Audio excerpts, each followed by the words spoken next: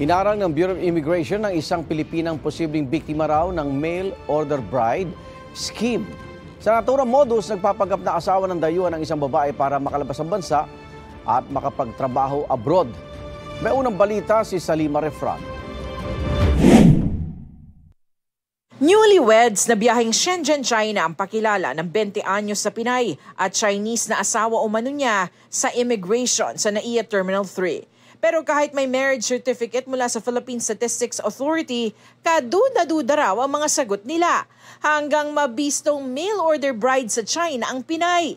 Pumayag umano siya para makapagtrabaho abroad. Silang dalawa po talaga ay hindi mag-asawa.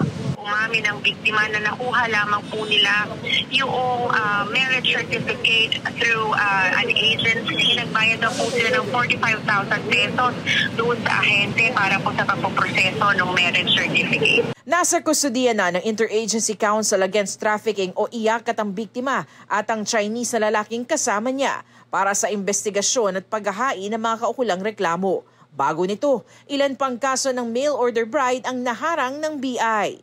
Na huwag papatol po sa mga ganitong offers dahil malaki po ang tsansa or posibilidad na tayo po ay maka-experience ng kapahamakan sa bansang pupuntahan natin. Samantala, pinaiimbestigahan rin ng Department of Justice sa NBI ang paglaganap ng mga peking Philippine documents na ginagamit ng mga banyaga.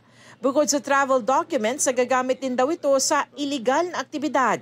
Pag masyado ng rampant po yung pagpepeke ng mga public documents na ito, magkakaroon na ng mistrust doon sa ating mga ahensya na nag-i-issue ng mga valid documents na ganito.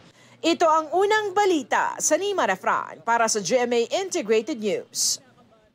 Igan, mauna ka sa mga balita. Mag-subscribe sa GMA Integrated News sa YouTube.